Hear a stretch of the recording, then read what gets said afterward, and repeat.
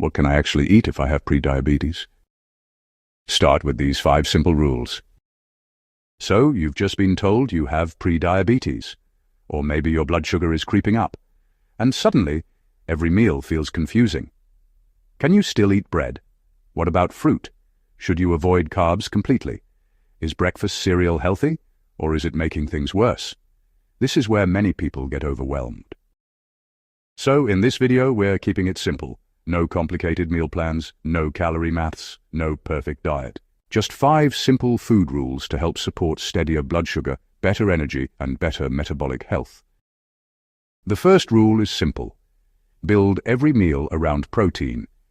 This could be eggs, meats, especially lean meat like chicken or turkey, fish, yogurt, cheese, pulses, nuts and seeds, tofu, tempeh, or another protein source that works for you.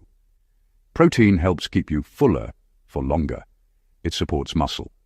And it helps stop meals being built entirely around bread, cereal, pasta, rice, or snacks. A common mistake is starting the day with cereal, toast, and orange juice, then wondering why hunger comes back mid-morning. A better starting point might be eggs with mushrooms, Greek yogurt with berries and nuts, or leftover meat or fish with vegetables. So before thinking about carbs, ask, where is the protein in this meal? Rule 2 is to fill more of your plate with above-ground vegetables, things like broccoli, cabbage, spinach, peppers, courgette, mushrooms, lettuce, cucumber, asparagus, green beans, and cauliflower. These foods are usually lower in starch, higher in fiber, and easier to build blood sugar-friendly meals around. Protein gives the meal structure. Vegetables give the meal volume. Together, they make the plate feel satisfying. You don't need expensive diabetic products, you don't need special shakes, and you definitely don't need a cupboard full of low-fat snack bars. Start with real food. Rule 3 is to be careful with starchy carbs. This is where people get confused. Some advice says, just choose whole grain. Some says, cut carbs completely. The practical truth is this.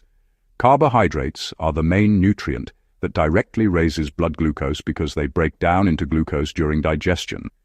So the question is not just, is this carb healthy? The better question is, how much of this can my body handle without a big blood sugar rise? Bread, rice, pasta, potatoes, cereal, oats, wraps, and fruit juice can all affect blood sugar. Some people tolerate small portions well, others see large spikes. This is why portion size matters. Rule 3 is not never eat carbs. It is respect carbs. Keep portions sensible. Choose higher fiber options if you include them. And notice how your body responds. Rule 4 is don't fear natural fats. For years, many people were told low fat was best. So they swapped eggs for cereal, full-fat yogurt for sweetened low-fat yogurt, real food for processed diet food. But low-fat doesn't always mean better for blood sugar. Often, it just means less satisfying. Natural fats from foods like eggs, avocado, olive oil, nuts, seeds, oily fish, cheese, and full-fat Greek yogurt can help make meals more filling. This doesn't mean drowning everything in fat. Food quality still matters, but a meal with protein, vegetables, and some natural fat is often more satisfying than a low-fat, high-carb meal that leaves you hungry 2 hours later. Rule 5 is watch drinks and snacks. This is one of the quickest wins. Sugary drinks, fruit juice, sweet coffees, biscuits, crisps, cakes, cereal bars, and evening snacks can quietly add a lot of sugar and refined carbs into the day. And because they don't always feel like proper meals, people forget about them. So keep drinks simple. Water, tea, coffee without sugar. And if you snack, make the snack more like food.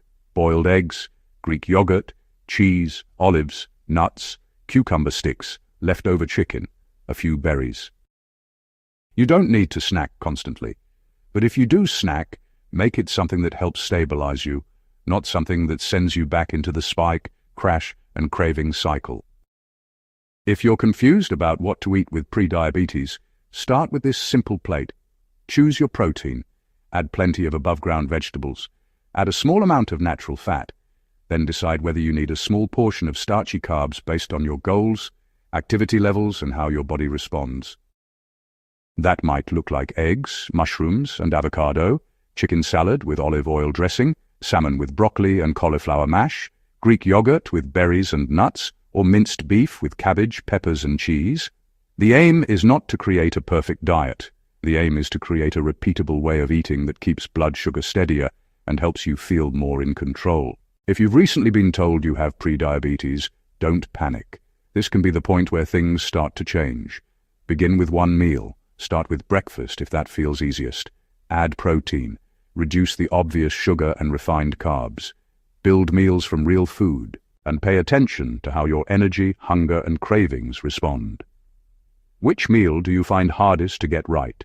Breakfast, lunch, dinner, or snacks? Let us know in the comments below. And if you found this video useful, subscribe to Diabetes Food Truth for more evidence-based food and lifestyle content.